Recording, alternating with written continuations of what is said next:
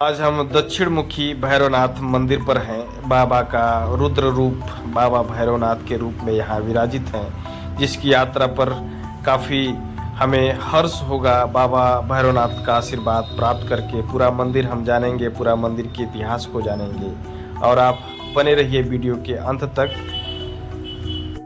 बाबा भैरवनाथ के मंदिर के पहले ढेर सारी दुकानें हैं जो फूलों से और कपड़ों से सजी हुई है, बच्चों के खिलौनों से सजी हुई है और सुंदरता और बढ़ाती है मंदिर प्रांगण की। मंदिर के चारों तरफ की खूबसूरती मंदिर के खूबसूरती को और चार चांद लगाती हैं।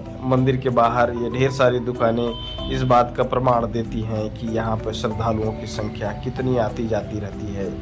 हजारों की संख्या में हर रोज श्रद्धालु यहाँ पर दर्शन करने के लिए बाबा भैरवनाथ का आते रहते हैं और बाबा से आशीर्वाद प्राप्त कर अपनी मनोकामनाएं पूरी करने के लिए लौटते हैं।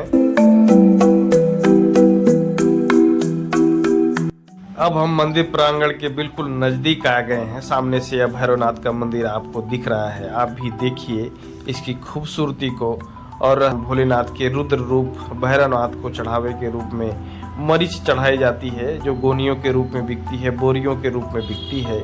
इन बोरियों को खरीद करके बाबा भैरवनाथ को आप चढ़ाइए और अपनी मनोकामना पूरी करने के लिए भगवान भैरवनाथ से आशीर्वाद प्राप्त कीजिए।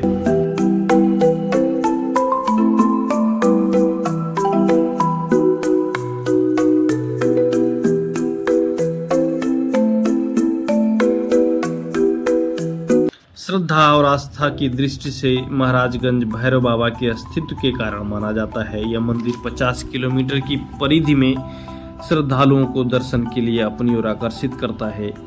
उत्तर प्रदेश के आजमगढ़ जनपद में महाराजगंज बाजार स्थित भैरव बाबा का विशाल और अति प्राचीन मंदिर है। मान्यता है कि भगवान शिव के आदेश पर दक्ष प्रजापति की यज्ञ का विध्वंस करने के बाद काल भैरव दक्षिणामुखी होकर यहाँ विराजते हैं। हरिशंकर राड़ी प्रशासनिक स्तर पर महाराजगंज ब्लॉक में स्थित है। हर महीने की कृष्ण पक्ष की अष्टमी को कालाष्टमी मनाई जाती है, क्योंकि इसी तिथि पर काल भैरव प्रकट हुए थे। इसी दिन काल भैरव की पूजा अचूक मानी जाती है। काल भैरव को भगवान शिव का उग्र स्वरूप माना गया है। आज वही दिन है जिस दिन हम दर्शन करने के लिए आए हैं। उत्तर प्रदेश के आजमगढ़ जनपद में महाराजगंज बाजार स्थित भैरव बाबा का विशाल और अति प्राचीन मंदिर। मान्यता है कि यहाँ पर भगवान श्री शंकर अपने उग्र रूप में दक्षिण मुखी होकर विराजते हैं। काल भैरव के रूप में ज्येष्ठ मास के गंगा दशहरा पर लगने वाले सप्ताह भर के मेले में लाखों श्रद्धालुओं का यहाँ जमावड़ा लगता है। भैरव बाबा मंदिर की उत्पत्ति के विषय में कहा जाता है कि पौराणिक काल में यह कथाएं विराजित हैं। आमतौर पर माना जाता है कि दक्षिण मुखी काल भैरव भगवान के उन गुणों के प्रमुख हैं जिन्होंने राजा दक्ष का यज्ञ विध्वंस किया था। यहाँ मरीच के रूप में लोग चढ़ावा चढ़ाते हैं। मरीच गोनियों के रूप में बिकती है, बोरियों के रूप में बिकती है, जिसको भगवान भैरवनाथ को चढ़ाया जाता है। मेरी मन्नत पूरी हुई है और मैं बाबा भैरवनाथ का दर्शन करने के लिए आया हूँ और भैरव बाबा को 5 बोरी मरीच मानी गई थी और हम मरीच को खरीदेंगे और भगवान भैरव बाबा को चढ़ाएंगे। एक कथा के अनुसार राजा दक्ष ने एक यज्ञ किया था जिसमें उन्होंने अपनी पुत्री पार्वती और दामाद शिव को आमंत्रित नहीं किया। कारण था कि वे शिव के अद्भुत स्वभाव से चिढ़े हुए थे। पार्वती बिना बुलाए ही पिता के यज्ञ में गई और पति का अपमान देखकर भस्म हो गई।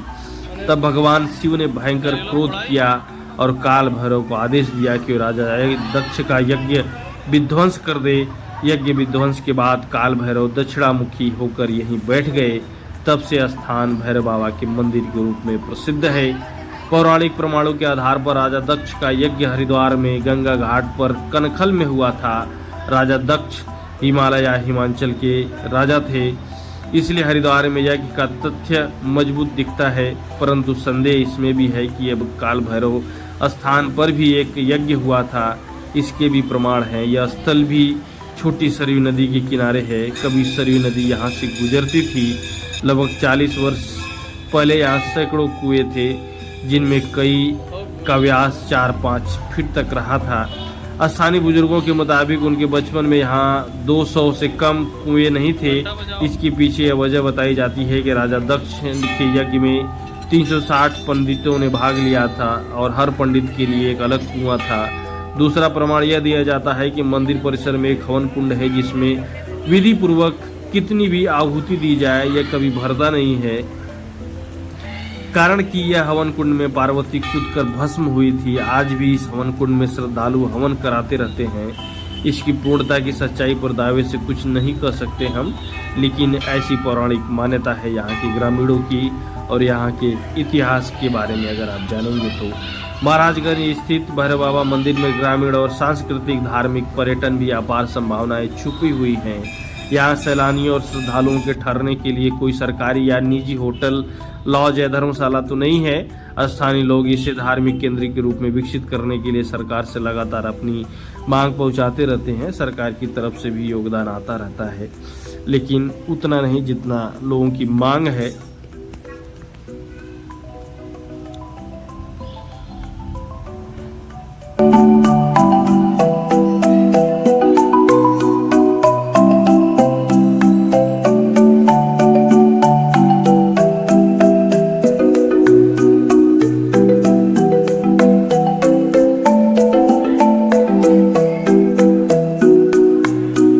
शैव धर्म में वे शिव के एक शक्तिशाली अवतार हैं। कश्मीर शैव धर्म की परंपरा में भैरव सर्वोच्च वास्तविकता का प्रतिनिधित्व करते हैं, जो परम ब्रह्म का पर्याय है। भगवान काल भैरव को काले तिल, उड़द और सरसों का तेल का दीपक अर्पित करना चाहिए। साथ ही मंत्रों के जाप के साथ ही उनकी विधिवत पूजा करने से वह प्रसन्न होते हैं और उनकी कृपा प्राप्त होती है। काल भैरव अष्टमी के दिन घर में काल भैरव यंत्र की स्थापना कर उनकी रोज पूजा करें। काल भैरव की पूजा के लिए ओम काल भैरवाय नमः मंत्र का जाप करें, जिससे भगवान काल भैरव प्रसन्न होंगे और सभी मनोकामनाएं पूरी करते हैं।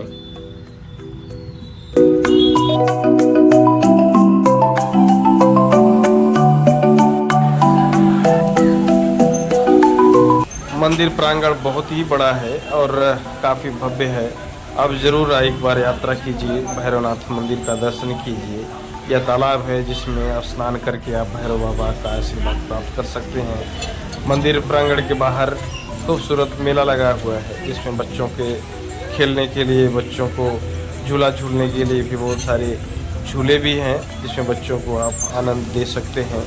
इन झूलों के माध्यम से काफ़ी सुंदर और आनंददायी क्षण है यह जो यात्रा हमारी हुई है। काफ़ी खूबसूरत लगा, काफ़ी अच्छा लगा बाबा भैरवनाथ का आशीर्वाद प्राप्त करके। यह बच्चों के झूलने के लिए झूला है।